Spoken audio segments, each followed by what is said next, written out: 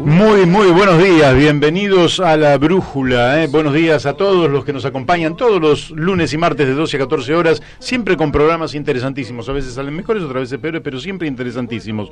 Hoy es martes 19 de noviembre de 2019, ¿qué hora es? Las 12 horas 2 minutos, Y el tiempo que nos está diciendo, 29 grados y la temperatura va a seguir subiendo, así que tranqui, no es para salir a correr como loco, manténgase en un lugar más o menos fresco, disfrute, como siempre decimos, el día que tiene por delante, porque este calor y este nivel de humedad para algunos nos resulta maravilloso y a otros les caen muy pero muy mal.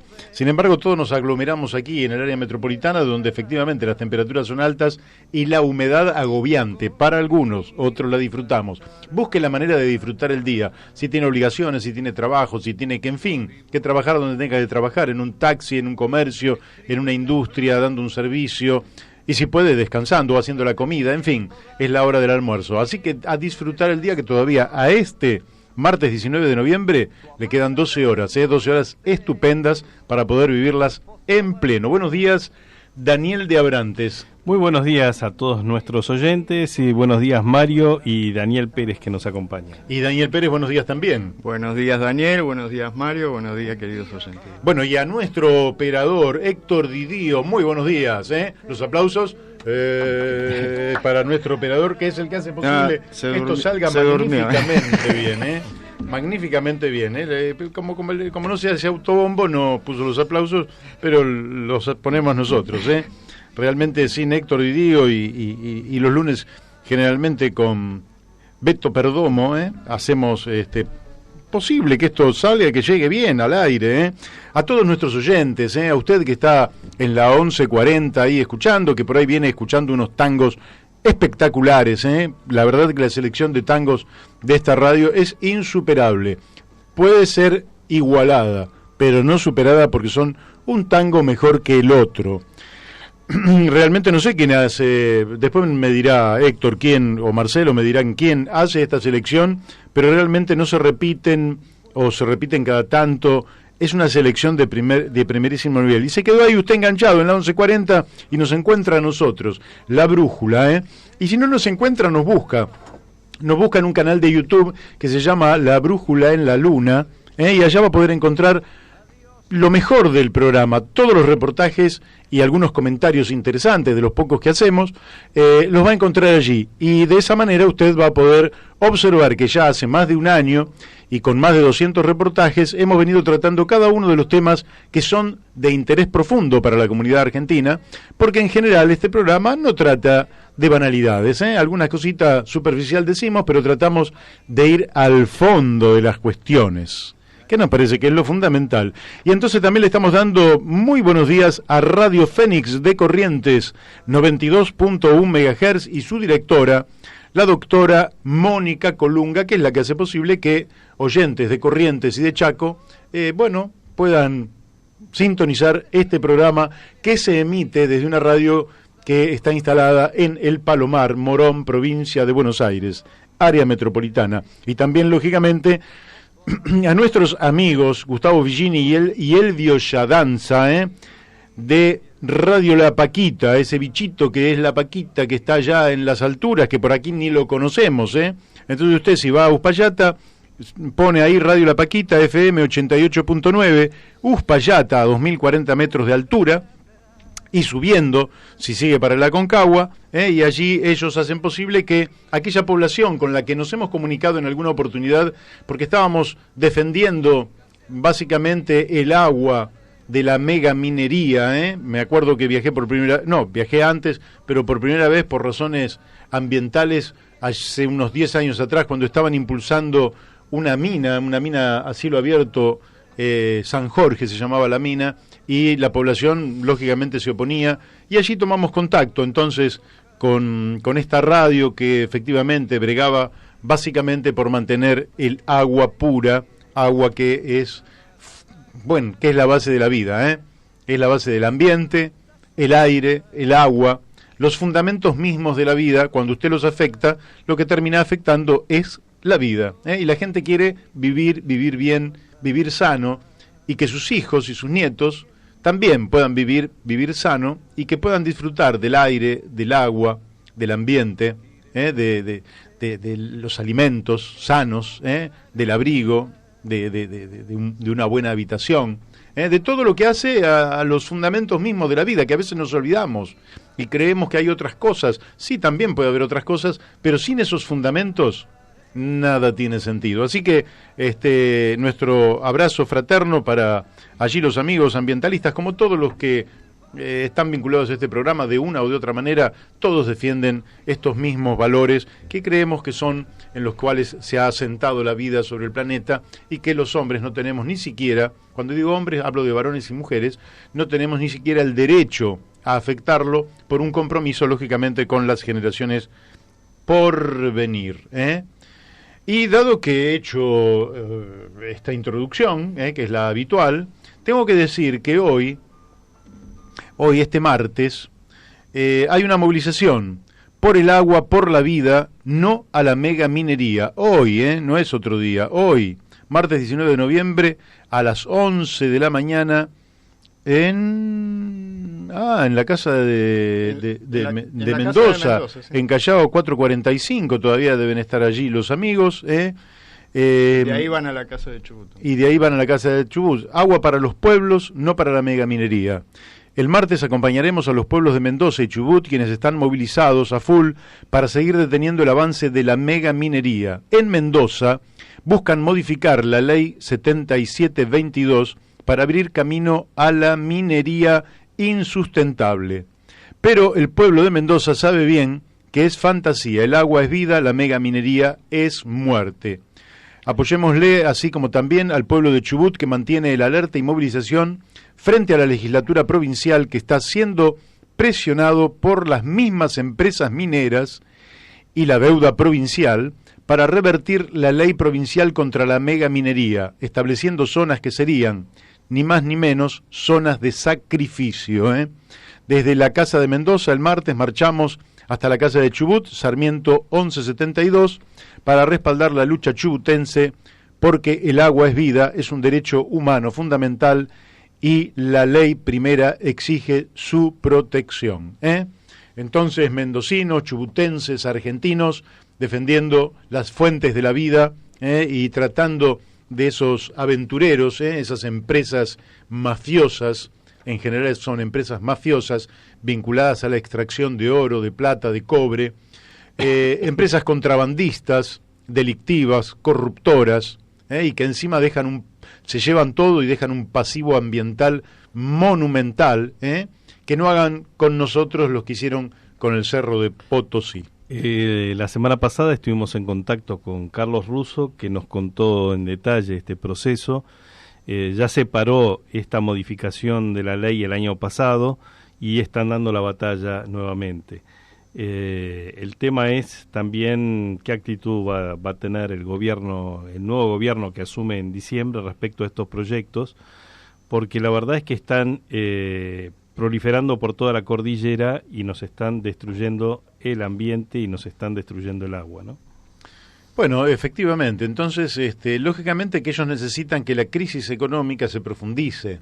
Uh-huh. Por eso acá en este programa hemos venido diciendo que los técnicos del Fondo Monetario Internacional, que nos van conduciendo inexorablemente a una crisis económica, no son ignorantes que nos llevan a la crisis económica porque ignoran que vamos al desastre económico. Nos llevan al desastre económico para de esa manera doblegarnos, ponernos en necesidad extrema, y entonces dicen, bueno, van a tener que entregar la minería, el petróleo, la tierra, la renta agrícola, el comercio, todo van a tener que entregar. Bueno, habrá que ver entonces no solo qué hace el gobierno, sino qué hacemos nosotros como pueblo frente a esta política sistémica, que quien quiera saber de qué se trata puede leer el libro de Naomi Klein, La política de shock, donde los tipos te llevan a una situación extrema y de esa situación extrema lógicamente te sacan todas las concesiones que vos haces simplemente porque estás en una situación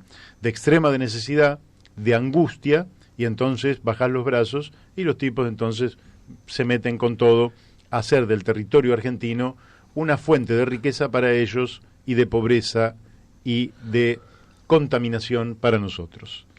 Dicho esto, vamos a entrar en el programa. Vos vas a tener que decir algo sobre Andrés Manuel López Obrador, sí, porque nos viene interesando desde que asumió. Pero no, lo dejamos para después. Bueno, sí, lo dejamos para pequeño después. Comentario. Bueno, hace un título. Un título, bueno. Alerta de spoiler. No. El presidente Andrés Manuel López Obrador acaba de presentar en el día de ayer su libro Hacia una economía moral, donde digamos, plantea las bases de transformación económica de su gobierno. Va a ser muy interesante poder leer este libro, que lo edita Planeta y que va a estar también en formato digital. Bueno, excelente, excelente. Vamos a tener que... Sí, claro, porque ellos tienen una virtud, que es que además de sacar muchísimos libros, México tiene una política del libro que es extraordinaria, que es sacar muchísimos libros, tanto en títulos como en cantidad, a un precio muy barato para que sea accesible para todo el mundo. Pero además los suben a internet para que vos los puedas bajar de manera gratuita, los puedas imprimir en papel o en todo caso en la computadora, bueno, o en todo caso en no es el caso, libro electrónico. El libro electrónico tiene un valor, 139 pesos mexicanos. Sí, pero ya va a circular hackeado o craqueado. Sí, yo creo que acá el presidente eligió hacerlo a través de una editorial comercial y no a través del Fondo de Cultura Económica por un problema de un prurito de que no sea el Estado que no se mezclen unos asuntos con otros, aunque cuando un presidente edita un libro, escribe un libro y lo edita, son cuestiones de Estado. Pero está bien que el Estado no se haga cargo de eso y que vaya por cuerda separada. Supongo yo que incluso López Obrador no va a cobrar derechos de autor, aunque el libro pueda ser realmente un éxito editorial. Lo va a hacer, seguramente. Lo va a hacer y no va a cobrar derechos de autor, porque estamos en presencia de un hombre ético, de un hombre moral, de un hombre austero, que da ejemplos de cómo se conduce un país, con una enorme austeridad, porque a un presidente no le falta nada, de manera que no necesita hacer abuso de absolutamente nada. Bueno, les voy a decir lo siguiente. Hace un tiempo habíamos hablado de charlas de formación política y ciudadanas aplicadas a la actualidad. Escuela de Capacitación Política Alfredo Palacios del PSA en Sarandí 56, Capital Federal. ¿Sí? Allí se dieron ya 3 charlas. Los padres de la teoría política, Platón y Aristóteles, los observadores de la realidad política, Maquiavelo y Hobbes, los creadores de la doctrina moderna, Locke y Rousseau. Pero estas ya se dieron de manera, pero que como cada una tiene valor en sí misma, les anuncio que este jueves 21 de noviembre a las 19 horas, a cargo del doctor Luis Ochoa, se hace la cuarta y el título es El hacedor del sistema republicano de gobierno, Montesquieu. Así que quien quiera puede acercarse a las 19 horas a Sarandí 56 y escuchar al doctor Luis Ochoa hablar sobre el hacedor del sistema republicano. Mucha gente confunde democracia con república y no es exactamente lo mismo. Democracias pueden tener muchas formas y la forma republicana es una de las formas que toma la democracia. Yo personalmente me siento republicano, pero no le exijo a otras naciones ni a otros pueblos que sean republicanos. Creo que en la Argentina sí, la democracia debe ser republicana, pero por ejemplo no se me ocurre decir que es una dictadura la de la reina Isabel II, que lleva 67 años en el trono, desde 1952. No se me ocurre decir que se perpetuó en el poder, porque eso es un problema de los ingleses. Lógicamente que estoy contra el reino, estoy en contra de que haya un régimen más antidemocrático que un reinado, pero si el pueblo inglés y los otros pueblos que están en su órbita, como el de Canadá, por ejemplo, quieren seguir teniendo su rey, bueno, vaya ellos, pero no se me ocurre, como hacen otros, que critican cuando no les gusta el modelo democrático que adopta un pueblo. Cada pueblo adopta el modelo democrático que se le ocurre. Y aquí Luis Ochoa va a hablar sobre un modelo democrático que es la República, que quien pensó esta división de poderes, estas limitaciones, y todo lo que se fue perfeccionando el sistema republicano, ¿Para qué? Para que el ciudadano común no sea víctima del abuso de poder cuando se concentra en demasía el poder en una persona. Entonces, para limitar el poder de esa persona, se lo limita, se mantiene un poder ejecutivo, pero legisla un poder legislativo, y el poder judicial es otro contrapeso. Después hay otros contrapesos como son la prensa, las organizaciones libres del pueblo, en fin, hay otros contrapesos que también son muy importantes en la República, pero esta división de poderes y además el hecho de que quien más poder concentra no lo pueda perpetuar en el tiempo, es una de las características del régimen republicano. De manera que usted puede tener regímenes de 5 años como en Uruguay, pero sin reelección inmediata, o 6 años como había en la Argentina sin reelección, o de 4 años como en Estados Unidos y la Argentina con una sola reelección. En fin, son distintos, pero que usted sabe que el horizonte máximo de un presidente es de 8 años. A menos que haga alguna manganeta, a los 8 años se tiene que retirar. Lógicamente que echa la ley, echa la trampa, y en la Argentina Menem logró quedarse 10 años y medio. Pero no importa, de todas formas, hubo un límite y él supo respetar ese límite, y el 10 de diciembre de 1999 le entregó la banda presidencial y el bastón presidencial a el que había ganado las elecciones, que era Fernando de la Rúa, y Carlos Chacho Álvarez como vicepresidente. Invitados entonces están para esta reunión. Yo diría lo siguiente, ya hemos hablado bastante, vamos a pasar, si te parece, un temita, y después vamos a hacer una introducción a lo que nosotros creemos es el tema del día, que es la constitución del nuevo gobierno, es decir, la formación del nuevo gabinete, el perfil político del mismo y lo que podemos esperar de este nuevo gobierno del doctor Alberto Fernández. Esa chamarrita cuartelera, y me parece que viene bien, porque aparte tenemos acá a Daniel Pérez, que es uruguayo, así que se lo dedicamos a él, pero además el domingo hay elecciones en Uruguay, de manera que un buen contacto para el lunes para poder hacer una evaluación de lo que fueron las elecciones en Uruguay, Daniel, sí, tarea para el hogar. Sí, y además porque justamente estamos viviendo un momento donde la verdad que nos llegan imágenes tan dolorosas de Chile, de Bolivia, imágenes, hay un muchacho que trágicamente filmó cómo un soldado le disparaba y lo mataba. Está la filmación. Hay otra imagen de una chica que detienen los carabineros y que el padre se abre paso entre todos los carabineros hasta poder abrazarla, y meten en presos a los dos, al padre y a la hija. Conmovedor. Yo no sé cómo tienen alma estos tipos para hacer eso con gente joven, con gente que en definitiva está expresando una bronca acumulada a lo largo de décadas. Bueno, también se han visto imágenes de los carabineros agarrando gente del pelo y echándole el gas pimienta en los ojos. Esto ha sido uno de los problemas por los cuales hay más de 200 personas que perdieron la vista, ¿no? Parece que es una práctica es una práctica salvaje, inhumana, es una práctica salvaje. Que esperemos que Piñera tenga la voluntad de lo que expresó el día domingo, que es que no habrá impunidad para los que no respetaron los protocolos.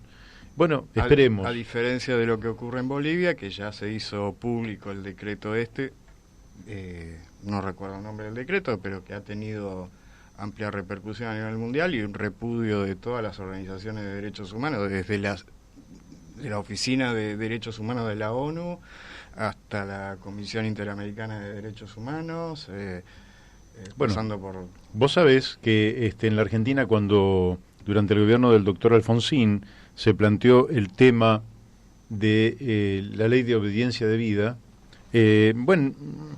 nadie sabía, nunca se había discutido aparentemente eso, hasta que alguien descubrió que sí se había discutido el tema, y que lo había discutido Alfredo Palacios en 1905. Y entonces Palacios había sostenido la tesis de que la obediencia es en el marco de las leyes y los reglamentos. Cuando el superior te ordena algo que está fuera de la ley y el reglamento, es decir, que está fuera de la Constitución, de las leyes y los reglamentos, tu actitud tiene que ser la de desobediencia. Eso es como un mandato ético. Entonces, Si a vos la orden del superior te obliga a hacer algo que vos que entendés que está en el marco de tu deber, lo tenés que hacer. Y si entendés que está violando reglas, tanto digo constitucionales como tratados internacionales, como leyes, que no existen leyes para hacer esto que decía Daniel, que es hacerle perder la vista a una persona, vos, frente a esa orden, te tenés que rebelar. Y si no te rebelás, entonces sos tan culpable como el que te dio la orden. Entonces, esperemos que efectivamente no haya impunidad y esperemos además que estos soldados, como lo dice Citarrosa, son soldados, son gente común, pueden ganar un peso más para que ejerzan esas tareas represivas, pero son gente común que no debería realmente tirarse contra su pueblo. En pocos minutos vamos a estar hablando con Cristian Sebastiani desde Rosario, porque este jueves se va a hacer una presentación de la digitalización del periódico La Vanguardia, desde 1894 hasta 1958. De manera que no nos va a dar el tiempo para desarrollar el editorial. Sí quiero decir que, casi también como adelantando título, que creo que va a haber tres grandes temas en el gobierno de Fernández. Uno va a ser la política doméstica, que me parece que es un tema, es todo un capítulo. Dos, la política internacional. Y tres, la política económica. A mí me parece que son los tres grandes temas a analizar. Lógicamente, después vendrán multitud de otras cosas, ¿verdad? Pero estas son las tres grandes cuestiones en un contexto que, como todo contexto, tiene sus lados buenos y sus lados malos, ¿verdad? El lado bueno, podríamos decir, es que Argentina está haciendo una transición que parece de otro país, porque es tranquila, es pacífica, es una transición institucionalmente sobria. Va a haber, parece que, acto de despedida del presidente que se va, acto de bienvenida al presidente que llega, un traspaso de mandato que entiendo va por los carriles de una sociedad que ha madurado, y ese yo diría que es un dato que no es menor, no es menor, es un dato, pues si usted quiere, formal, después nos vamos a meter en las otras cuestiones, pero que no es un dato. La democracia también tiene mucho que ver con las formas. Cuando vos escuchás esos tipos prepotentes, autoritarios, maleducados, son comportamientos no democráticos. Esto hay que entenderlo. No es solo de contenido, sino también de forma. Creo que estamos en contacto con Cristian Sebastiani. Cristian, muy buenos días, ¿cómo estás? Hola Mario, buen día, ¿cómo te va? Muy bien, ¿cómo andás vos? Cristian, te queríamos preguntar por esta presentación que se hace el día jueves sobre la digitalización de ese periódico, ese diario histórico que fue La Vanguardia. ¿Qué nos puedes decir del mismo? Así es, sí, este jueves a las 18:30 horas en la ciudad de Rosario, más específicamente en el Salón de Actos de la Facultad de Humanidades y Artes, vamos a estar presentando el portal web que se llama La Vanguardia Digital, y bueno, gracias a la generosidad que tuvo el Partido Socialista Auténtico en Ahí te estamos escuchando un poco mal, ¿eh?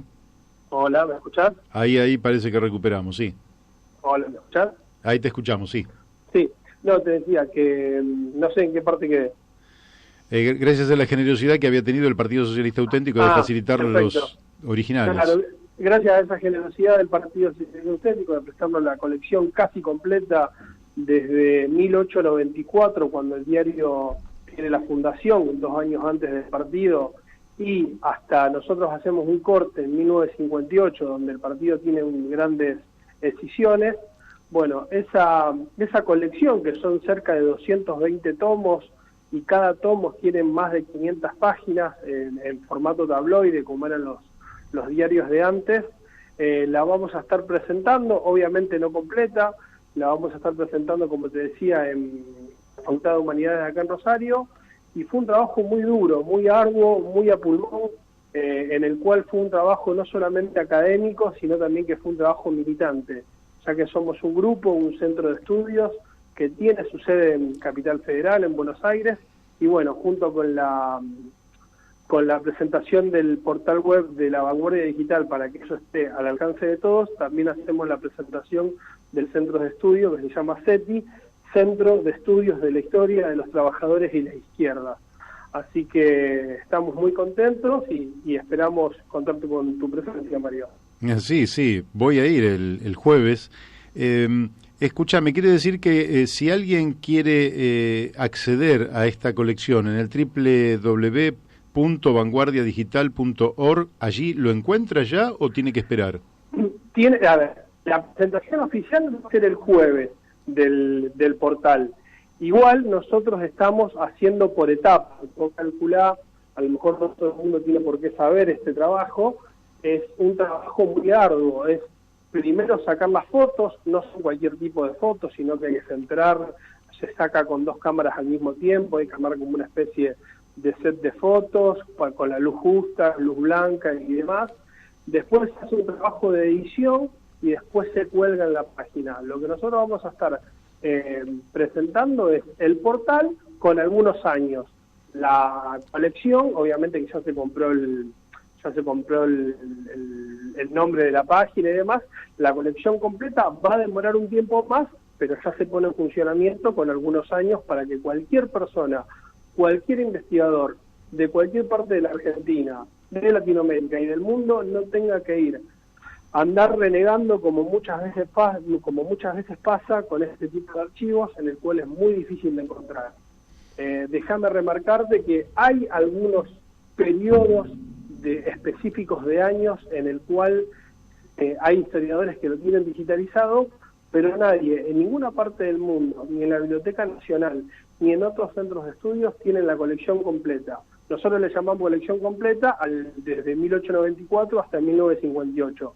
Sí se pueden encontrar partes específicas, 3, 4, 5 años, pero no completo. Así que es un trabajo muy, muy, muy maratónico, faraónico, que nos está costando muchísimo tiempo y que recién los lanzamos, pero hace más de un año y medio que venimos trabajando en el mismo. Excelente. Te hago otra pregunta. Si alguien va a entrar a la página porque efectivamente quiere investigar algo, esa página es una página inteligente o tenés que pasar, digamos, yo quiero ver algo de 1905. Voy al año 1905. ¿Cómo accedo a eso? Por supuesto. El trabajo, bueno, dentro del grupo de los compañeros, un historiador es Alex Rato, que se dedica mucho también a la parte, aparte de estudiar el socialismo propiamente, se dedica mucho a la parte digital y a las nuevas tecnologías, y armó, la verdad que, porque prácticamente fue un mérito de él, armó una página que está dividida año por año, mes por mes y día por día lo que uno quiere buscar. Ajá. Obviamente que en carácter gratuito, y aparte ya lo vas a estar viendo el jueves cuando se presente. Es un lujo la página. No porque lo haya hecho uno, no porque uno esté contento a través de esto, que es la realidad, sino que la página es espectacular, está muy bien ordenada, la calidad de las fotos es increíble, y además, una cosa no menor, que se puede cortar y pegar, que es fundamental. No solamente que uno tiene la foto, sino que además puede cortar y pegar en un Word para trabajar y no traspasar los escritos. Extraordinario eso, ¿eh? Extraordinario. La verdad, Mario, es extraordinario el trabajo que se está haciendo acá desde Rosario con el Centro de la Historia de los Trabajadores y las Izquierdas. Y bueno, y no es un diario menor. Tengamos en cuenta que La Vanguardia fue el diario más importante a nivel latinoamericano y el mejor escrito de lo que tiene que ser de los partidos socialistas, digamos. Fue un diario que ha marcado el rumbo a muchos diarios obreros de los partidos socialistas, por ejemplo, de Latinoamérica. Un diario espectacular. Claro. Sí. Alguna vez fue un diario, ahora es un documento histórico. Sí, claro. Exactamente, obviamente, esa es la idea. Este acervo cultural no solamente queda para los historiadores, sino para todo aquella persona que quiera indagar, y lo tiene accesible y gratuito para todo el mundo. Te hago una consulta, todavía no la han subido, ¿no? ¿Verdad? No, todavía no, porque la idea es subirla en el mismo momento que se hace la presentación, digamos. Okay. Ya tenemos algunos años subidos, pero la página todavía no está, digamos, la verdad es que la queremos inaugurar en el mismo momento que se hace la presentación. Ya está el nombre de la persona, está la dirección, ya está comprado el dominio, ya está todo preparado, pero queremos que se inaugure con la presentación. Cristian, ¿cómo se articula esta página con, en general, las bibliotecas, que tanto la Biblioteca Nacional como la Biblioteca del Congreso de la Nación, como otras bibliotecas que podrían tener, podrían ser vehículos hacia la página, digamos, ¿no? Para que cualquier investigador que cae en alguna de estas bibliotecas tenga acceso a esa página. ¿Ustedes van a hacer convenios? ¿Ustedes van a informar a las bibliotecas de la existencia de la página? Mira, seguramente sí, todavía eso no está hablado. Obviamente que esta página es una biblioteca virtual porque son innumerables la cantidad de archivos que hay subidos. Calcular que cada tomo son 1000 fotos, porque hay que sacar 2 fotos por cada página. Así que es una biblioteca virtual de puesta en valor. Y obviamente que como la idea es sociabilizarlo, tendrá acceso directo no solamente a las instituciones que vos nombrás, sino también al propio CETI, que es el centro de estudios nuestro, en el cual es muy consultado para la gente que se dedica a trabajar ahí, mejor dicho, a investigar sobre el movimiento obrero, sobre las izquierdas, el Partido Socialista y demás.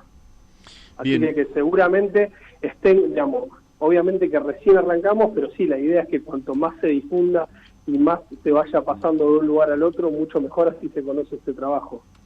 Si vos tuvieras que decir, bueno, yo recomendaría una nota. ¿Podría ser la primer nota, la nota editorial de Juan B. Justo del 7 de abril de 1894 que recomendaras para que la leyera, no sé, un investigador o cualquier persona que quiera saber cómo era la Argentina en aquella época? Por supuesto, esa o cualquier lucha obrera que haya sido testificada y testimoniada en el diario. La Patagonia Rebelde, la Semana Trágica, obviamente que es la editorial de Juan B. Justo de 1894, la primera banca ganada por Alfredo Palacios en 1904. Hay tanto material para leer y para consultar y para criticar también, ¿no? Porque tampoco es que cuando uno hace un material de investigación no solamente lo toma, sino que también le sirve ese documento, esa fuente material para criticarla. Así que el diario es un diario extraordinario, es muy bien escrito, muy bien elaborado, muy contundente. Tengamos en cuenta que desde 1894 hasta 1905 un diario semanal, y a partir de 1905 pasa a ser periódico, es decir, que se edita todos los días. Así que es obviamente que esa primera editorial es muy significativa en muchos aspectos, pero yo te diría que cualquier nota está muy bien representada y obviamente que hay documentos históricos sobre revueltas, sobre mítines, sobre centros culturales, sobre partidos, sobre decisiones del mismo partido, sobre la Revolución Rusa y el tratamiento que el Partido Socialista a través del órgano oficial le dio. Hay tanto para leer y para investigar y para criticar que es, la verdad que me cuesta decirlo porque uno es parte de esto, pero es increíble, no solamente el trabajo que hicimos nosotros, sino que el trabajo que el Partido Socialista en algún momento se tomó en registrar todo lo que ha hecho a través de este diario. Sí, muy, muy interesante porque aparte ahí está el nacimiento del peronismo, la postura que tomó el partido frente al peronismo en aquellos años. El tratamiento del 17 de octubre, ¿no? Claro, Es extraordinario. Claro. Sí. Creo que hay un editorial de Nicolás Repetto sobre Eva Perón, al fallecimiento de Eva Perón, que fue muy reivindicado en general.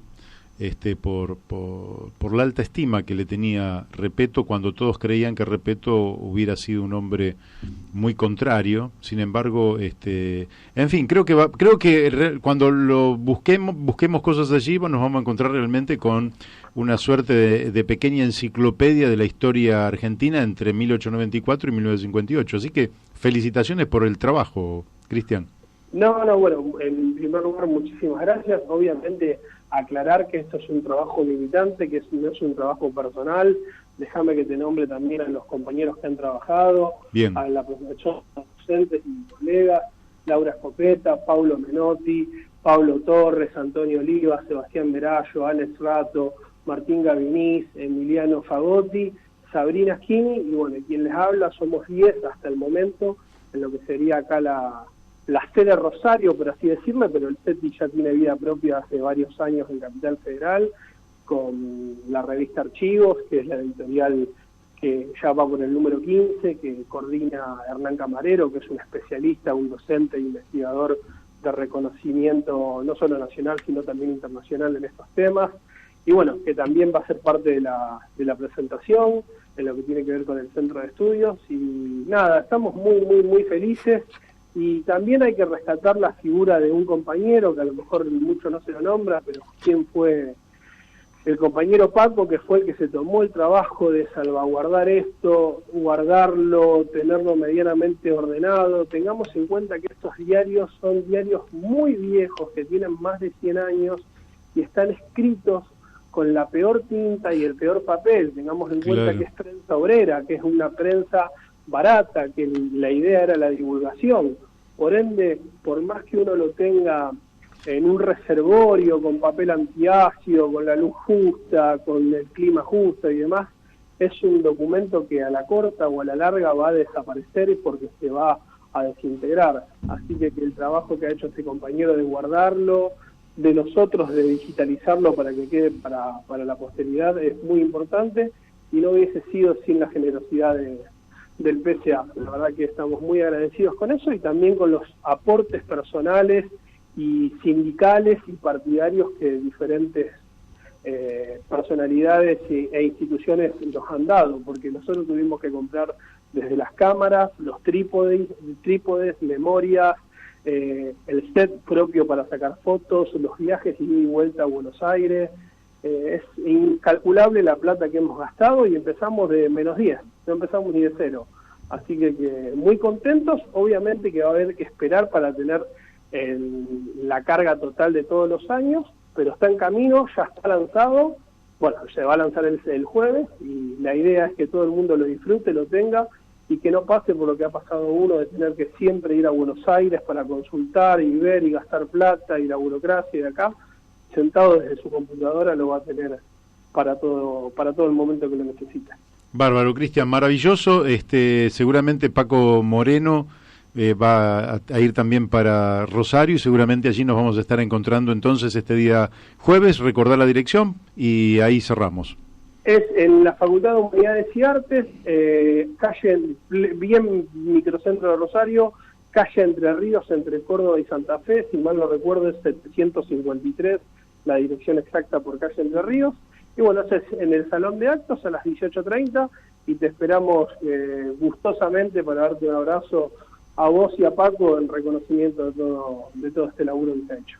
Para mí también será un gran gusto. Te mando un fuerte abrazo y cariños para todos los que han participado en este proyecto que hace al rescate de la memoria, al rescate de inteligencia que en algún momento quedó pragmada en un papel con tinta y que muchas veces se resulta inaccesible. Me parece que esto que están haciendo ustedes es acrecentar el patrimonio cultural y político de la Argentina, y merece realmente el reconocimiento de todos.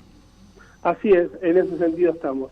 Así que bueno, saludos a la mesa, a la audiencia, y en 2 días nos estamos viendo, Mario. Dale, fuerte abrazo. Muchas gracias. Chao. Bueno, hemos hablado con el profesor de Historia Cristian C. Bastiani. Magnífica tarea. Magnífica tarea. Muy bien. ¿Quieren que aliviemos con un tema o...? Bueno, vamos a un temita, el segundo del día. Y bueno, aquí seguimos, aquí por la brújula, como Bien, dicen La Brújula por Radio La Luna, usted la puede encontrar, este reportaje de Cristian Sebastiani, usted puede el jueves poner el canal de YouTube, La Brújula en la Luna, y ahí va a encontrar todos los reportajes. Uno de los últimos va a ser este, porque no es el último, porque hoy vamos a tener por lo menos uno más por delante. Habíamos dicho que el gobierno de Alberto Fernández, que se está constituyendo, que está armando su gabinete y que evidentemente, acá lo hemos dicho en más de una oportunidad, la esperanza no es una opción, es una necesidad. Todos tenemos la necesidad de esperar que a este gobierno le vaya bien. Y entonces las observaciones que uno puede hacer no son para que le vaya mal al gobierno, son simplemente comentarios que apuntan a ir viendo si las cosas van por donde uno cree que deberían ir o van por otro camino, y si ese otro camino, que ojalá nos lleve a buen puerto, no es un camino que ya recorrimos. Y si ya lo recorrimos, ver a dónde nos llevó ese camino.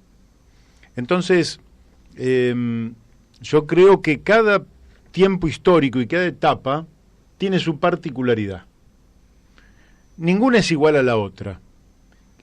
Y como el futuro no lo conocemos, no podemos decir que este gobierno va a ser como fue algún gobierno anterior. No lo podemos decir, porque la tarea de gobierno es una tarea compleja, es una tarea difícil, que reclama del presidente de la Nación una atención permanente. ¿Por qué? Porque, por ejemplo, hoy está devaluando Brasil. Al devaluar Brasil, eso va a impactar sobre las exportaciones argentinas y también va a impactar sobre las importaciones sobre la Argentina. Si exportamos menos e importamos más, eso afecta el trabajo de los argentinos. Entonces un presidente tiene que estar atento a muchas cosas con un muy buen equipo, y la tarea es ciertamente desgastante para poder llevar el país a buen puerto, para poder estar atento y que no haya accidentes, que no haya eventos que nos desvíen del rumbo que fija el presidente. Por eso Mauricio Macri se ha tomado muchas vacaciones y muestra que no le ha prestado atención a una cantidad muy grande de variables. Pero justamente el presidente es el que tiene más responsabilidades en un país, más que un gobernador, más que un intendente, más que un senador o que un diputado. Es el hombre, varón o mujer, que recaen sobre él las mayores responsabilidades. De manera que, y creo que en ese sentido, una virtud de Alberto Fernández es que es un hombre de la política. Es decir, es de aquellas personas que, un poco como me pasa a mí, acá hay Daniel de Abrantes y Daniel Pérez que pueden atestiguarlo, y bueno, yo me despierto pensando en política y me voy a acostar pensando en política y todo el día pienso en política. Bueno, con eso no quiero decir que me vayan a votar como presidente, quiero decir simplemente que el que asume una responsabilidad tan alta no puede estar pensando en sus vacaciones, en sus distracciones, tiene que estar pensando todo el tiempo en los acontecimientos que van pasando. Y si bien tiene que dormir, tenemos que pensar que mientras Argentina duerme, otra parte del planeta está despierto y están pasando cosas en otra parte del planeta. Cuando el presidente de la Argentina se despierta, porque es un ser humano y tiene que dormir, ya la bolsa de Tokio está cerrando, y las bolsas en Europa están impactando sobre la Argentina. Por eso uno no puede sino desearle lo mejor al próximo presidente. Ahora, el presidente que llega con algunas situaciones que son particulares. La primera, y estoy hablando del primer tema, que es la política doméstica, es que el líder de todo el espacio no es Alberto Fernández. El mayor líder que tiene ese espacio es Cristina Fernández de Kirchner, que es la que retiene un caudal electoral de aproximadamente un tercio del electorado, que es un volumen electoral extraordinario. Porque pienso que es el mayor volumen que alguien puede reunir en torno a su persona en este momento de la historia argentina. Y a ese caudal, el propio Alberto Fernández lo complementó en negociaciones con Sergio Massa, a quien sumó al espacio, con los gobernadores, a quienes sumó a un espacio al que no hubieran ido los gobernadores en otro momento, y también a empresarios y grupos empresarios y economistas que tampoco hubieran ido, pero que Alberto Fernández los atrajo. Los sindicatos. Y sindicatos, efectivamente, y sindicatos que tampoco hubieran ido y que Alberto los atrajo. Con lo cual terminaron redondeando un volumen electoral que permitió que ganaran en primera vuelta, sin necesidad del balotaje, cosa que frente a la fatiga que estaban produciendo tantas elecciones seguidas en la Argentina, bueno, no dejó de ser una buena noticia. Pero ¿qué ocurre? Es un poder que se asienta en grandes electores que no es el propio presidente. Tiene muchos votos propios Cristina, tiene muchos votos propios Massa, tienen votos propios los gobernadores, tiene poder económico los empresarios, tienen poder de movilización y de acción los sindicalistas, y un poco Alberto es el articulador de todo esto. Quiere decir que va a concentrar mucho poder durante los primeros días de su ejercicio, pero no todo el tiempo va a poder concentrar todo el poder como sí lo pudieron hacer los grandes líderes, como en su momento Perón o Alfonsín, que pudieron concentrar sobre su figura durante mucho tiempo un caudal electoral de tal magnitud que les daba un poder propio indiscutido. Este es un dato de la realidad. Creo que como hay predisposición de ánimo en todos los actores a ayudar a la gobernabilidad, va a tener una actitud de colaboración, una actitud cooperativa. Pero ojo, en el momento en que surjan contradicciones dentro del propio bloque, dentro de la propia política doméstica. En este sentido, yo creo que además Alberto Fernández, que es un hombre que, fíjense que sin caudal electoral logra ser presidente, es un hombre que sabe construir poder, y yo creo que va a ir por franjas republicanas, democráticas, que votaron a Mauricio Macri o a Roberto Labaña.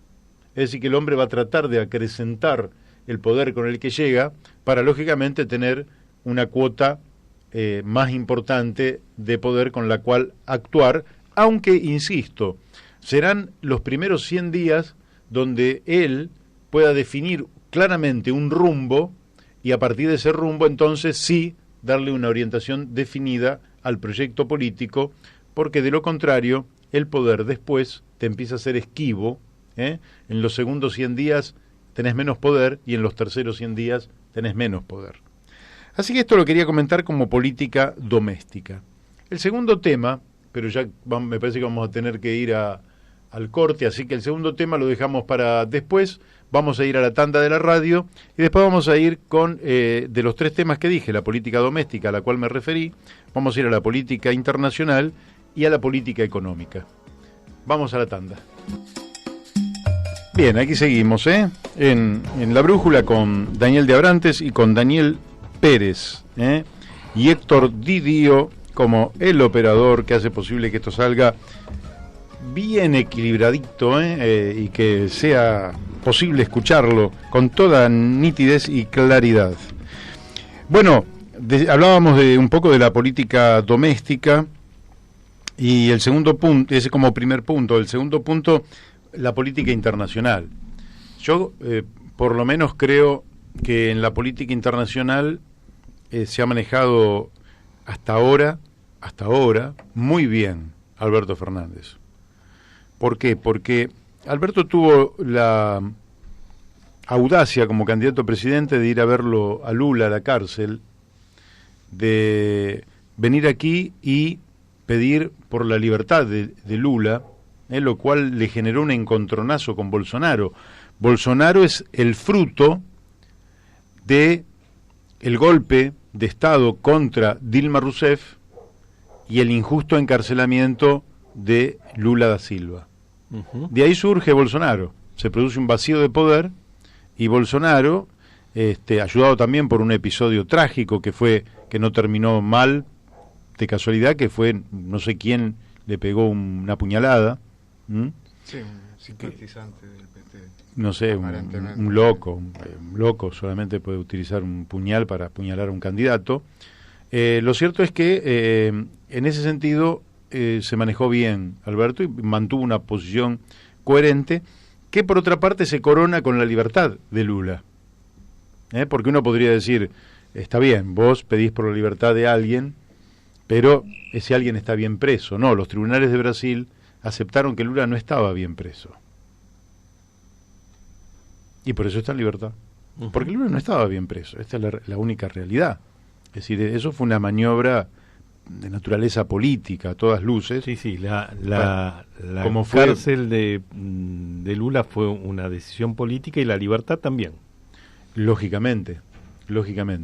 Pero no había fundamentos, esta es la realidad. No había fundamentos, nunca, por lo menos yo nunca me enteré de que hubiera fundamentos. Y lo del juez Sergio Moro, que alguna gente dice que es una buena persona, pero inmediatamente, como tributo a haber puesto preso a Lula, recibió un ministerio de parte de Bolsonaro. Bueno, paso. El otro tema fue, que ya lo mencionamos acá, la entrevista con Andrés Manuel López Obrador en México, lo cual también fue un gesto muy importante, con conferencias muy importantes.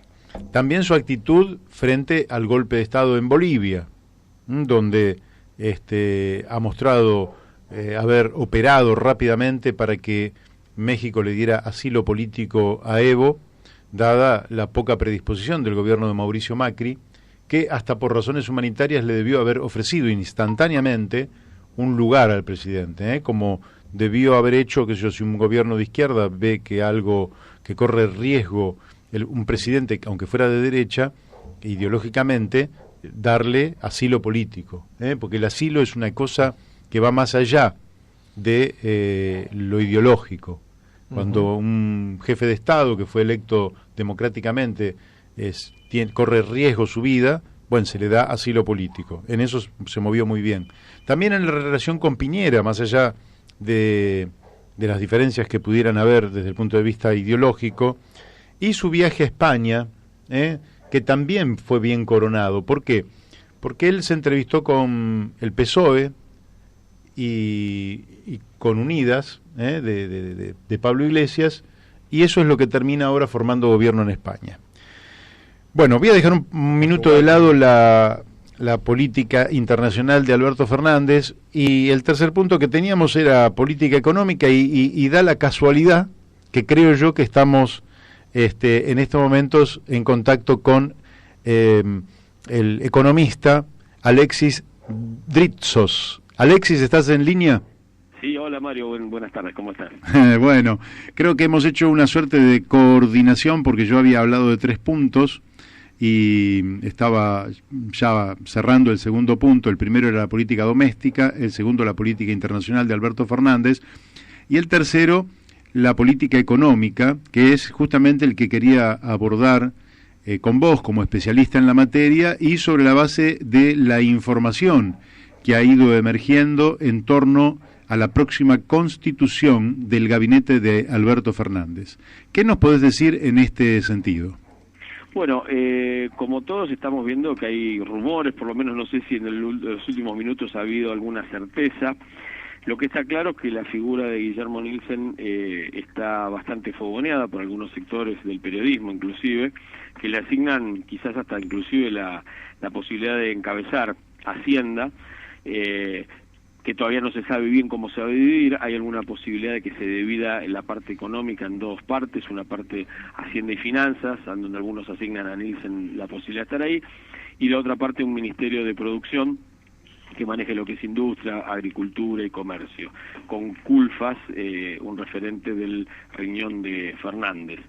Esto realmente no se sabe, yo tengo algunas dudas, sí creo que Nielsen es una pieza muy importante en materia de renegociación de la deuda externa.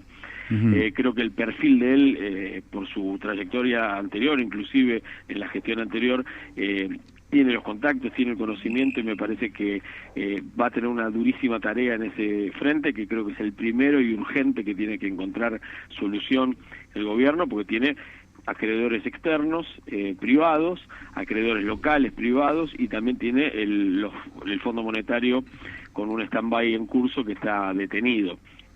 Entonces este panorama va a requerir de una persona que esté absolutamente enfocada a ese tema, y a mí me genera esa duda, porque creo que en materia de macroeconomía, el manejo de lo que es lo interno, una persona que esté abocada a este tema le va a costar mucho hacer pie en toda la dinámica interna, como para abarcar las dos cosas, y a mí me hace dudar mucho si Nielsen es la persona adecuada para el manejo de la macro local.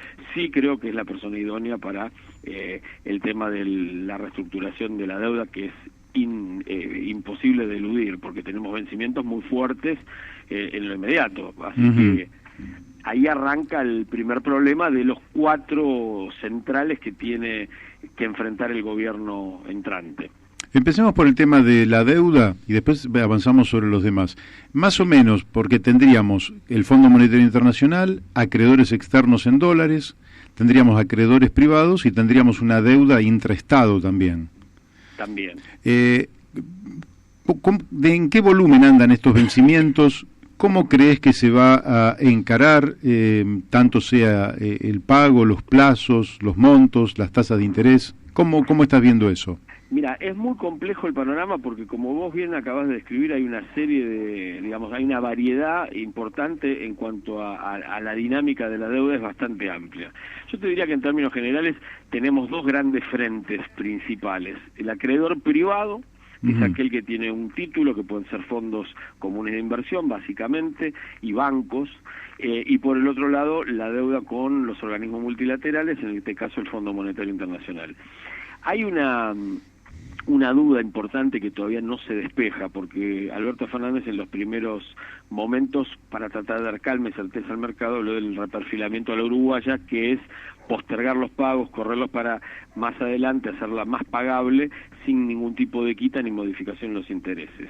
Hoy el propio Fondo Monetario habla del bolsillo único, entonces le preocupa que la negociación sea abarcativa de toda la deuda, para que aquel que paga, o sea, la Argentina, esté en condiciones de hacerlo y que haya una cierta armonía en toda la negociación, porque temen que si se hacen negociaciones por separado, finalmente haya una inconsistencia que eventualmente vuelva a generar una situación de default. Y en ese contexto llama la atención, pero el fondo estaría propiciando una quita y hasta una quita de intereses, que podría estar propiciando algo que originalmente Alberto Fernández no había propuesto ni había dicho.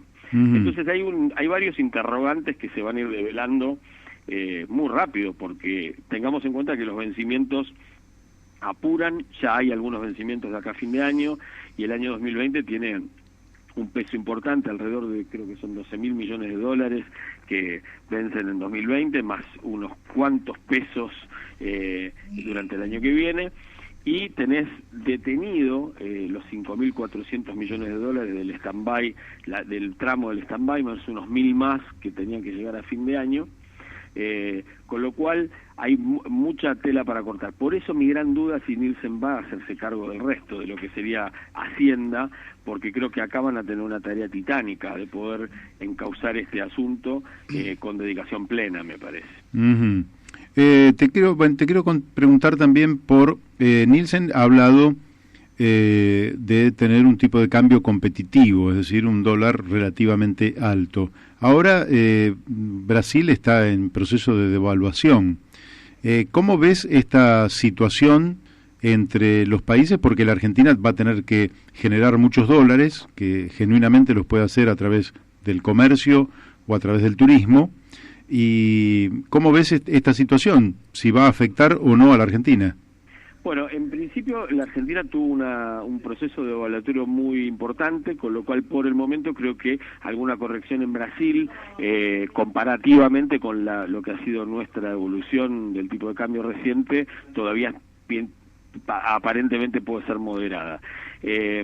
Con respecto al tema muy importante que mencionás, para sostener el futuro pago de la deuda es muy importante el superávit comercial que se mantenga en el tiempo, y hay, en ese sentido, aparentemente hay buenas noticias. Este año se alcanzaría un superávit aproximado de 14.000 millones de dólares, el año que viene debería ser superior, y además el año que viene van a impactar de pleno las medidas de exigir la liquidación de las exportaciones en un plazo más corto, como se estipuló hace poco, y además es posible que con el nuevo gobierno se estimulen, se impongan medidas como las que hubo en otro momento, de tener una duración mínima de un año de los capitales financieros y de algún tipo de encaje de un 30%, como para algo que se había hecho en la época de la Baña, para evitar el famoso carry trade y estas entradas y salidas que desestabilizan tanto un mercado tan chico.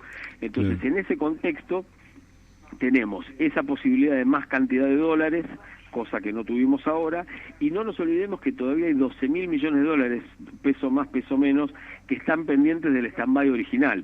Con lo cual también ese monto puede ser utilizado en alguna recompra agresiva de deuda para poner algo de inmediato. O sea, hay varios elementos que no sabemos cómo se van a jugar, pero que podrían tener alguna incidencia en la negociación. Por otro lado, hubo una noticia reciente en donde los que tienen todavía granos sin vender, ante el temor de la posibilidad de que impongan mayores retenciones, empezaron a vender, y eso también va a generar en breve el ingreso de más dólares. Entonces, en ese aspecto creo que lo que se está viendo es una relativa calma en el mercado cambiario. En lo que resta del año pienso que debería estar tranquilo, pero obviamente el tema clave va a ser cómo opera la renegociación de la deuda para calmar los temores, habida cuenta que hoy el riesgo país está en 2.500 puntos, ¿no? Así es. Al tiempo que esto va ocurriendo, tenemos una tasa de inflación muy alta en un marco recesivo, con la obligación para la administración que viene de reactivar la economía sin que la tasa de inflación salte por las nubes. ¿Cómo estás viendo vos esta idea de poner dinero en el bolsillo, de reactivar el comercio, las pymes, al tiempo que la inflación no se espiralice de manera que se haga un proceso inadministrable? Bueno, acá tocamos los dos primeros temas, que es deuda y dólar, que tiene que inmediatamente abordar, y la segunda, dos cuestiones son exactamente estas que vos planteás: inflación y reactivación. Creo que el marco con el que se va a manejar, también por eso dudo de Nielsen en ese rol, está en el Consejo Económico Social que el gobierno quiere plantear y que propuso en algún momento que pudiera ser La Baña quien lo encabece, en donde van a trabajar en simultáneo medidas para intentar lograr esa reactivación y sentar a empresarios, sectores del trabajo y del propio gobierno para tratar de acordar una serie de políticas que tiendan a morigerar y a frenar un poco este proceso inflacionario, desactivando expectativas y modificando algunas cuestiones. Puntualmente, pienso que lo que va a suceder es que van a reflotarse algún tipo de programa como el de precios cuidados, consensuando determinadas canastas de productos con empresas. Se van a probablemente negociar acuerdos de precios y salarios, y el gobierno va a tener que poner algo muy importante que hasta ahora no se puso, porque eso tiene que ver con una evolución mucho más moderada de las tarifas y los precios regulados, porque estos fueron los motores fundamentales de la inflación. De Cambiemos fueron la inflación de costos. Cuando se dolariza todo, y además de que se dolariza, se aumentan los precios permanentemente, eso incidió en la evolución de precios. Entonces, un elemento importante es que el gobierno, en paralelo a estos acuerdos de precios y salarios, ponga su parte y pueda generar un horizonte de cierta certidumbre de una moderación en esos aumentos. Eso es lo que tiene que ver con inflación, obviamente con una política razonable en lo monetario, un tipo de cambio de tratar de mantenerlo más o menos en paralelo a la inflación para no nos pase el atraso cambiario que sufrimos antes. Y en tema de reactivación, también en este marco, ¿cómo se le pone dinero a la gente de alguna manera? Bueno, por empezar por las pymes, tiene que haber tasas de créditos nuevas importantes para recomponer capital de trabajo y poder reactivarlas con tasas subsidiadas. Esto es indispensable. No nos olvidemos que hoy hay un 42% a septiembre de capacidad industrial ociosa. Entonces quiere decir que si hubiera un impulso de la demanda de repente, no es una cuestión clásica de inflacionaria, porque lo primero que se recupera es la capacidad ociosa, es esa máquina, como decía Labaña, claro, que está tapada con la lona y que se empiece a reactivar a empresas que están sosteniendo una operatoria muy baja. También se puede meter dinero en el bolsillo a través de mejoras impositivas, por ejemplo. Podrían eliminarse o bajarse el IVA a las tarifas de servicios públicos en los pequeños consumos, medios y pequeños. Se pueden generar programas como el de disminución de impuestos a cierto tipo de productos comprados como por ejemplo ahora se habla de alguna tarjeta específica para alimentos, para algún segmento de la población, en donde hay una devolución automática del impuesto al beneficiario. El tema como te decía, el tema de los créditos a las pymes puede generar también la posibilidad de reacomodarse.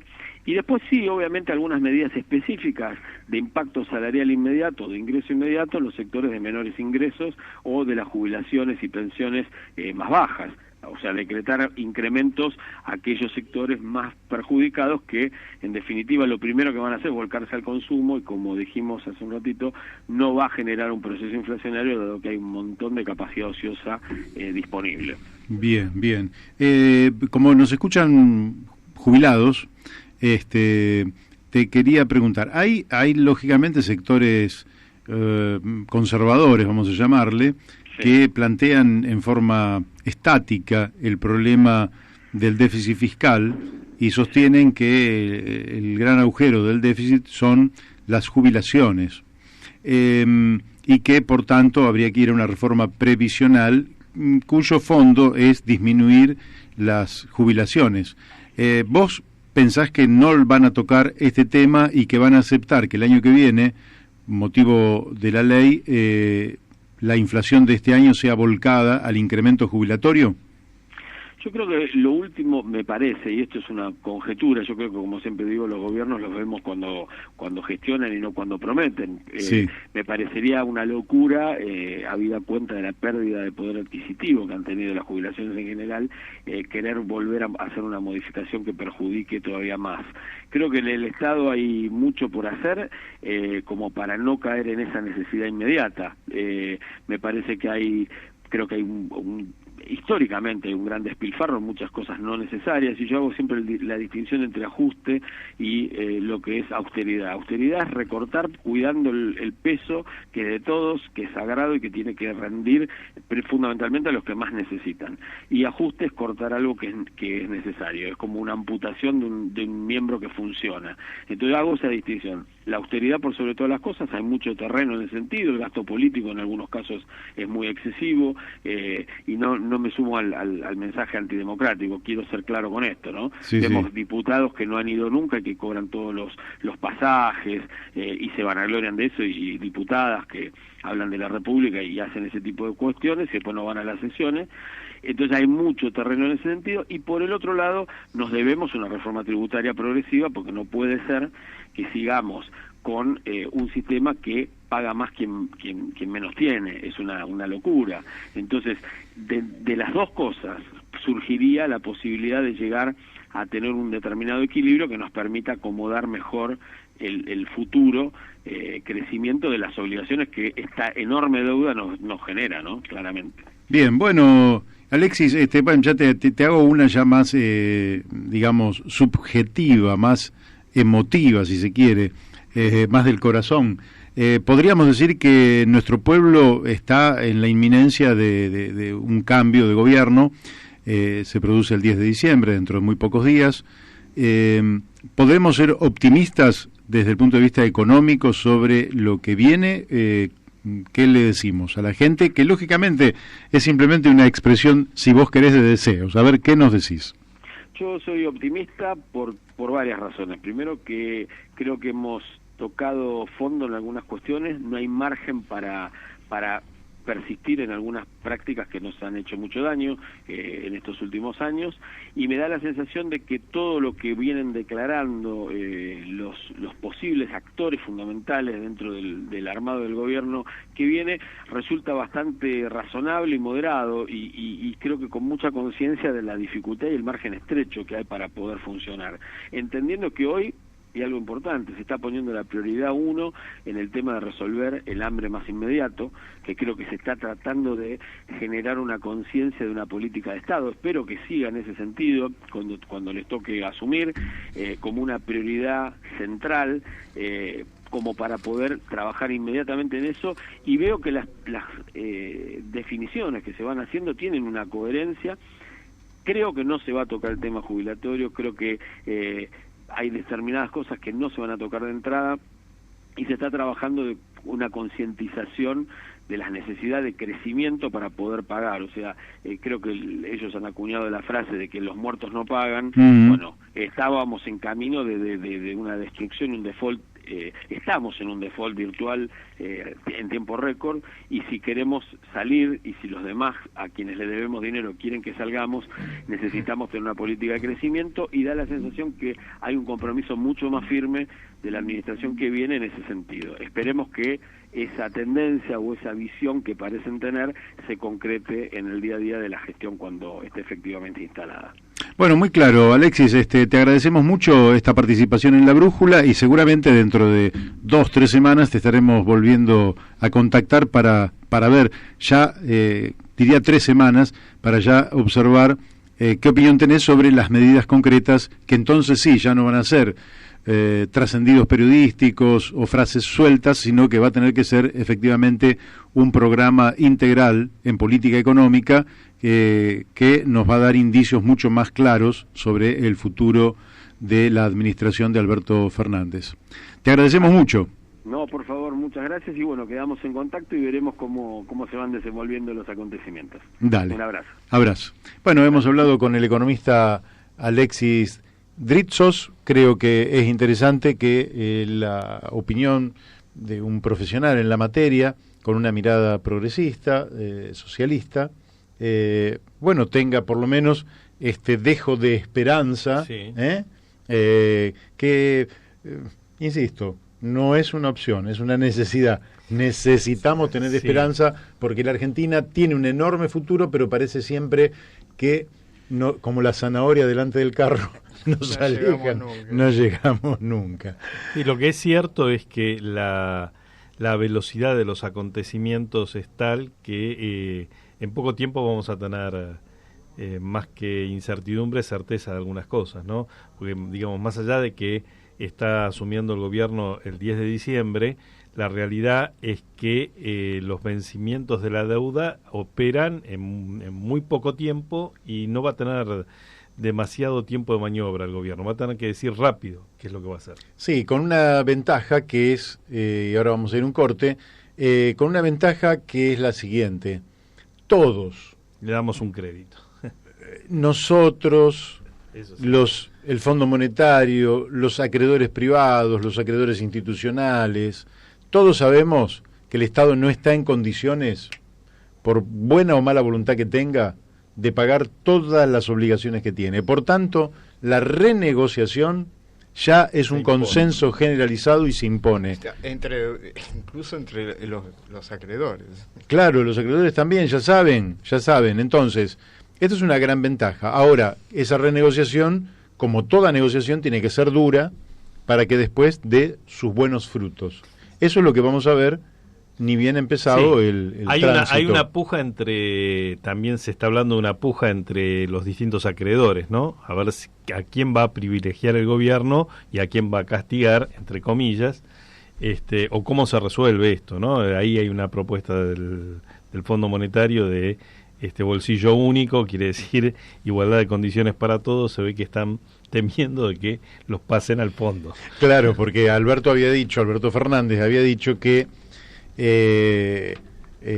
iba a respetar las deudas con los privados, pero dada la responsabilidad política del Fondo Monetario con respecto a esta deuda, es al que iba a postergar. Creo que fueron declaraciones. Ahora vamos a ver cómo se puede abordar este tema con responsabilidad, con profesionalismo, pero subordinando, y esta es la clave, subordinando esa negociación al crecimiento de la economía. Quiere decir que vos es más o menos así, para hacerlo en un ejemplo familiar. Mire, yo tengo una deuda con usted, fuera quien fuera, pero primero le voy a dar de comer a mis hijos, a mi familia, voy a atender las necesidades básicas y voy a hacer que mi actividad, sea comercial, industrial o lo que fuera, crezca. Esto es lo que condiciona lo que yo le puedo pagar, y no al revés. Porque si usted me exige tanto como que yo no pueda desarrollar actividad económica porque tengo que vender mis herramientas o mi capital para poder pagarle, luego yo voy a una quiebra, y en la quiebra no van a poder cobrar nadie, va a ser peor negocio para todos. Dice bien Dritzos, porque lo había dicho Néstor Kirchner en su momento, los muertos no pagan. Entonces, la Argentina tiene que tener un plan de crecimiento económico. Esta es la clave, lo que no se puede confundir el equipo económico. Primero se arma el plan de crecimiento económico. Crecimiento económico es mantener todo lo que tenés más inversiones. Eso es lo que tenés que garantizar. Y fuera de eso, entonces, subordinás el pago, porque en la medida que el país crece, se acrecienta la solvencia fiscal, tenés más espalda, más recursos y podés afrontar de una manera mejor los compromisos de una deuda que fue tomada con absoluta irresponsabilidad, porque esa deuda no significó una sola empresa nueva, una sola industria nueva, una sola producción agropecuaria nueva, un solo barco de pesca nuevo. Esa deuda fue una deuda de máxima irresponsabilidad. Daniel Pérez, y vamos a un tema. Sí, bueno, van a surgir en este tramo de las negociaciones con los acreedores privados principalmente. Me acuerdo del Mercader de Venecia en este momento. Gente que dice, como vos decís, los muertos no pagan. Bueno, pero van a ir por la libra de carne. No importa si el deudor queda muerto. Recordemos lo que pasó con los fondos buitres y todo eso. Bueno, eventualmente va a haber de todo. Va a haber de todo. Veremos cómo termina. También va a ser una gran lucha. Un pequeño comentario colateral, ¿no? Por un lado está la deuda contraída por la Argentina, como ya lo hemos conversado en varias oportunidades. Esta última deuda no se puede negar que el dinero del fondo entró. Ahora, lo que también es cierto es que el dinero se fue y se fugó. Ahí ya no es una responsabilidad directa del fondo, sino que es una responsabilidad directa de la gestión económica y política del gobierno de Macri, que ya hay expertos que están diciendo va a tener que rendir cuentas ante la justicia sobre lo que pasó con semejante monto de dinero, ¿no? Sí, la Argentina tiene tanto dinero fugado que si la política macroeconómica fuera adecuada y una parte importante de ese dinero vuelve, en la Argentina deberían sobrar los dólares. Esta es la realidad. Bueno, vamos a un temita y después seguimos en la última media hora de La Brújula en la Luna. Aquí seguimos, bueno, y como siempre las preocupaciones porque la vida sea un poco mejor en la Argentina, ¿no? Ahí el gobernador de la provincia de Buenos Aires, Axel Kicillof, prepara planes para financiar la construcción de viviendas y un nuevo Ahora 12. El gobernador electo de Buenos Aires y su equipo trabaja en programas para incentivar la construcción y el consumo. Qué bueno que estén trabajando en esa dirección. Es una nota que hace en ámbito financiero Liliana Franco, y realmente la posibilidad de replicar el procrear como solución para la casa propia, corregir algunos defectos que pudo haber tenido el plan anterior y tratar de que la construcción sea un mecanismo de reactivación de la economía. A mí me parece que en un país que los jóvenes tienen tantas dificultades para tener la casa propia, que los matrimonios tienen enormes problemas para llegar a poder habitar una casa propia como corresponde, porque da tranquilidad para los hijos, o en todo caso, bueno, que haya una oferta de viviendas tan alta como que alquilar no signifique sacrificar toda la calidad de vida porque tenés que estar en un lugar y pagás alquileres altísimos, porque si la oferta es baja y la demanda es alta, los precios se van para arriba. Entonces me parece que eso está bien. Vamos a ver si logran hacerlo, si tienen la habilidad, la audacia, pero me parece que es absolutamente imprescindible, porque en la Argentina se ha perdido la idea de que la construcción de viviendas mueve toda la economía, mueve todos los gremios, mueve todas las actividades industriales y realmente motoriza el crecimiento y la calidad de vida, es decir, solo es virtuoso. Sí, Mario, pero obviamente es el instrumento principal, pero si esa construcción de vivienda no está enmarcada dentro de un ordenamiento territorial, un plan de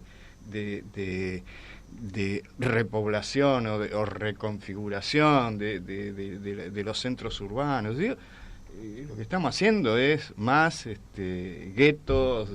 Bueno, ellos están diciendo, por ejemplo, que estarían pensando en localidades como Castelli, acá sobre la Ruta 2, o Chascomús también sobre la Ruta 2, Dorrego, es decir, me parece que están pensando en 100, 150, 200 kilómetros de la ciudad de Buenos Aires, zonas que todavía están muy cercanas a la ciudad de Buenos Aires, pero que evidentemente no conformarían un conglomerado urbano tan denso que se transforma en insoportable. No se conurbanizarían con la ciudad. Claro, yo creo que la Argentina necesita no solo un plan de vivienda, como bien decís vos, sino que necesita una ley de reforma urbana que establezca dónde y cómo se puede construir para justamente descentralizar este conglomerado urbano de 14, 15 millones de personas y poder habitar enormes regiones que tenemos a lo largo del país. Claro, pero eso implica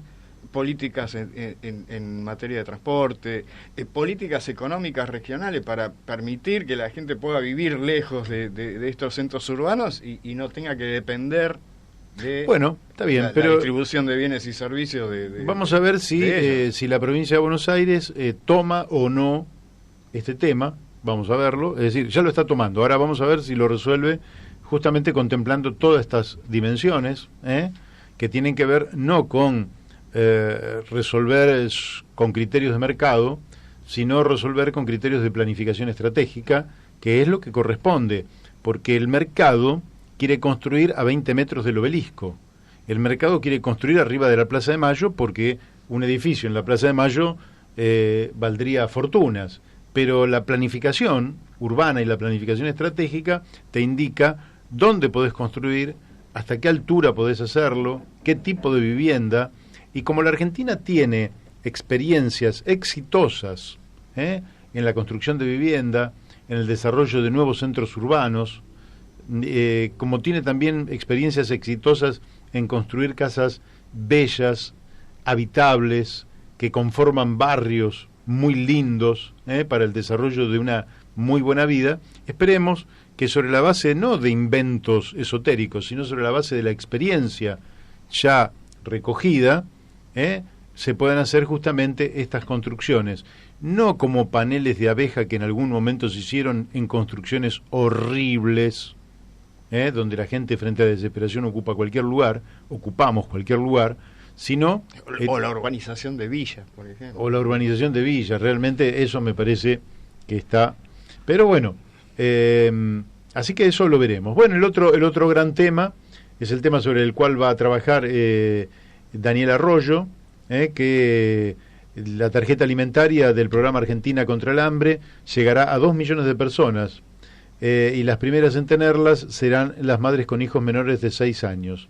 Bueno, voy a decir lo siguiente. A mí me parece que si hay que resolver una emergencia, bueno, digamos, aceptemos que Daniel Arroyo es una persona preparada y hay que afrontar una emergencia. Si esto se prorroga más allá en el tiempo, ya no me parece. Me parece que las políticas sociales focalizadas terminan siempre mal. Las políticas tienen que ser universales, ¿eh? A veces hacemos la analogía con el voto. Imaginemos que nosotros vayamos a votar y que te dicen, sí, el voto suyo vale 0,5, pero el voto del que votó antes que usted vale 12. ¿Cómo? Eso no funcionaría. No sería una democracia eso. Las políticas focalizadas de que te doy porque sos pobre, pero ¿cuánto tiempo más vas a ser pobre? No, te doy una mano para que salgas de la pobreza. Y hago una política para que salgas de la pobreza. Y en general todas las políticas focalizadas lo que hacen es perpetuar la pobreza.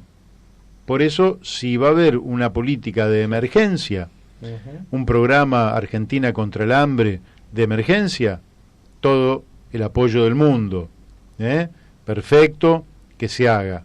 Pero para salir de él en 6, 8 meses, un año, no para perpetuarlo, porque eso lo que hace es prolongar la situación de pobreza, miseria, indigencia, claro, produce acostumbramiento, produce relajación, produce ausencia de incentivos para que vos salgas de esa situación, para que vos como persona tengas el estímulo de decir quiero progresar, quiero ir para adelante, porque cuando las políticas son focalizadas, usted quiere progresar, le sacan la política, entonces le sacan el soporte.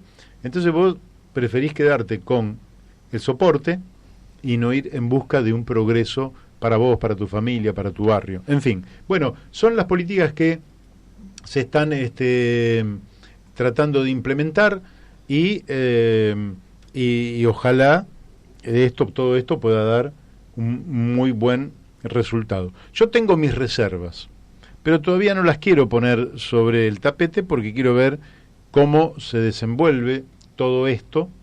Yo creo que en general la agenda económica la impone o la emergencia o la impone el mercado, y yo creo que la agenda económica la tiene que poner el Estado con una dirigencia lúcida que tenga por vector central el tecnológico, pero bueno, esto lo desarrollaremos en otro momento.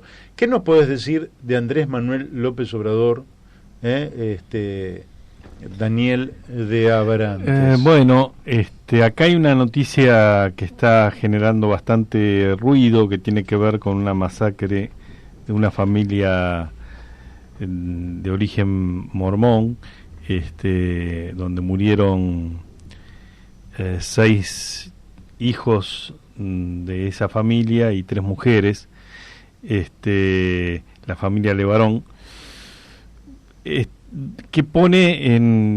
¿Cómo murieron? Murieron por un ataque de sicarios del narcotráfico. Ah, mira. Y ahora también se encuentran unas bolsas en Monterrey con restos humanos. Bueno, hay como un recrudecimiento de las acciones violentas del narco, cada vez más violentas, cada vez más terribles, ¿sí?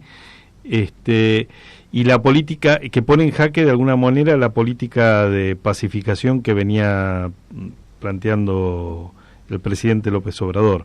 Sin lugar a dudas ahí va a tener una encrucijada importante. Yo no me encuentro en condiciones de dar una recomendación, simplemente observo lo que está pasando. Algunos reclaman mayor intervención de las fuerzas del Estado en la represión al narco. Otros plantean, entre otros el presidente, que hay que encontrar un camino distinto al de la guerra al narco.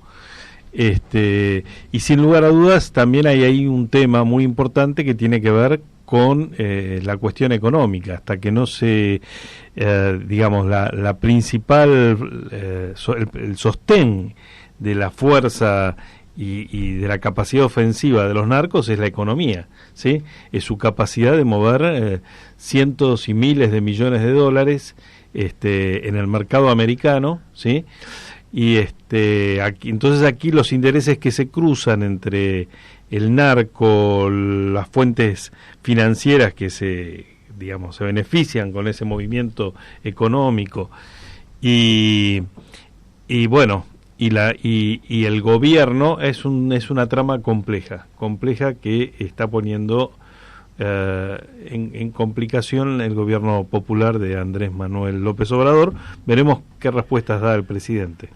Bien. Es complicado porque la lucha contra los carteles armados no es lo mismo negociar con la FARC, que es un grupo armado pero es un grupo político ideológico, que contra los narcos. O sea, recordemos la desaparición de los estudiantes de Ayotzinapa.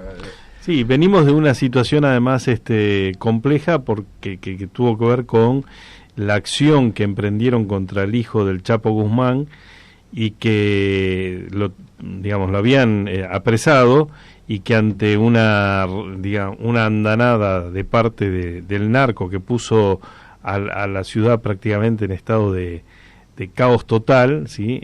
El gobierno decidió dar marcha atrás y soltar al hijo del Chapo Guzmán, ¿no? Bueno, son decisiones que se toman complejas y la verdad que es difícil dar una opinión sobre ese tema, ¿no? Por lo menos yo no estoy. Bueno, quiero decirles en otro orden de cosas, siendo las 13:50 y quedándonos muy pocos minutos, que un día como hoy, de 1972, en Gaspar Campos, se estaban reuniendo nada menos que Juan Domingo Perón y Ricardo Balbín, uno jefe, lógicamente, del Partido Justicialista y el otro de la Unión Cívica Radical, hombres trascendentes en la vida política del país, y hoy un hombre escribe una nota con sus más y sus menos, Juan Bautista Joffre, relata cómo fue aquel episodio, que es interesante, pero es interesante, por un lado, usted puede leer la nota que salió hoy, porque se cumplen justamente 47 años de aquel episodio, pero me parece que lo más trascendente es que en septiembre de 1970, Levingston, que era el presidente en aquel momento, entró en conflicto con quien había encabezado el ejército hasta ese momento y que había encabezado incluso la represión en Córdoba, el general Alejandro Agustín Lanusse, y en aquel entonces Perón, que estaba en el exilio en Madrid, tenía un delegado en la Argentina que era Jorge Daniel Paladino, y Paladino, en el marco de aquella crisis, se reunió con Balbín, y de allí emergieron algunas reflexiones de Balbín que Paladino se las iba a transmitir en Madrid pocos días después a Perón.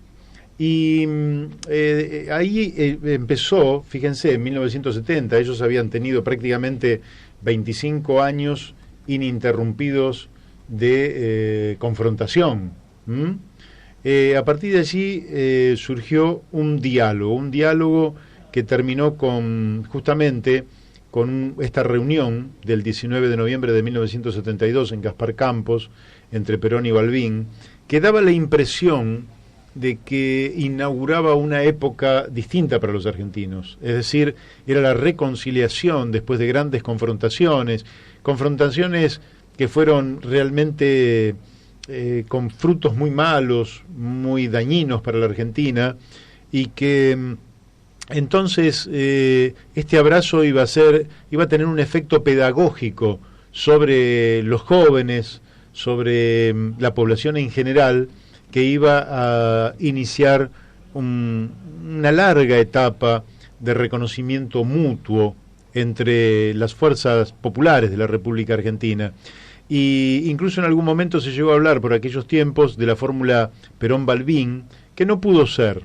Pero aunque no pudo ser, acá en este programa nos dimos el gustazo de pasar el discurso de Balbín allí cuando fallece Perón y se están velando sus restos en el Congreso de la Nación, y Balbín hace un discurso que yo creo que es histórico, ¿verdad? Y esta reconciliación pudo haber sido el basamento de muchas décadas de entendimiento entre los argentinos, porque lo que no se puede hacer es negar el diálogo entre las personas para encontrar la superación de los conflictos. Y lamentablemente fallece Perón el 1 de julio de 1974, después se va a desencadenar una crisis de todo tipo, ¿no? Una crisis de violencia, una crisis económica, una crisis social, una crisis política, institucional, que va a devenir en el golpe de Estado del 24 de marzo de 1976, que va a ser la noche más oscura que haya vivido jamás nuestro país. De manera que aquel abrazo, aquel entendimiento, aquella intención de dos hombres grandes, porque ya eran hombres de más de 70 años, ya eran hombres que habían vivido mucho, que habían pasado por las situaciones de mayor intensidad que tiene un ser humano, que son los años de juventud sobre todo, y entonces la verdad que yo creo que no se supo aprovechar en aquel momento aquel abrazo, y yo creo que ese abrazo ya pertenece a la historia de los argentinos, y que esa reconciliación pertenece también al conjunto de los argentinos, y que sobre todo los jóvenes tienen que ver en él que hasta las broncas más grandes, los desencuentros más virulentos, tienen que ser superados a través del entendimiento y el diálogo, y que el diálogo y un buen entendimiento y una buena negociación donde todos salgan ganando siempre se transforma en algo virtuoso, y que en cambio las confrontaciones, sobre todo cuando vienen cargadas de violencia, siempre nos llevan a círculos viciosos y decadentes, que fue el que entró en la Argentina, y no sé si en algún momento logramos salir de eso. Bueno, creo que se nos está apagando el programa. Ahora viene la etapa de España en el recuerdo con Paco Rodríguez, y nosotros con Daniel de Abrantes y Daniel Pérez nos estamos despidiendo hasta el lunes de la semana que viene. Espero que les haya gustado el programa de hoy, que como siempre vino cargado de muchísimas palabras, pero creo que también de muchísimos conceptos, muchos de los cuales pueden ser rescatados en la página La Brújula en la Luna. Daniel Pérez, ¿algo más para terminar?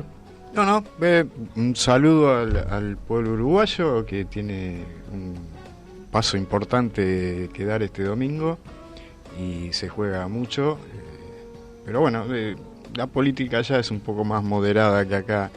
Esperemos que lo que termine ocurriendo pueda ir resolviendo los problemas que también tiene el pueblo uruguayo. Así es, porque la política es servicio. Daniel. Sí, la política, como decís vos, es servicio. Quería dejar nada más un dato, ¿no? Porque hablamos de AMLO y hablamos de las dificultades que atraviesa frente a esta agresión del narco. También debemos decir que avanza el programa de transformación económica en México. Bueno, se están tomando decisiones, esperamos que tengan buenos resultados. Hay una transferencia importante de recursos a los sectores más desprotegidos, y bueno, en esto también se apoya la popularidad del presidente, que está intentando hacer una gran transformación en México. Ojalá que se logre. Bárbaro, nos encontramos de nuevo en Radio La Luna el lunes próximo a las 12 horas, y ahora los dejamos entonces con nuestro amigo Paco Rodríguez, España en el recuerdo. Chau, hasta el lunes.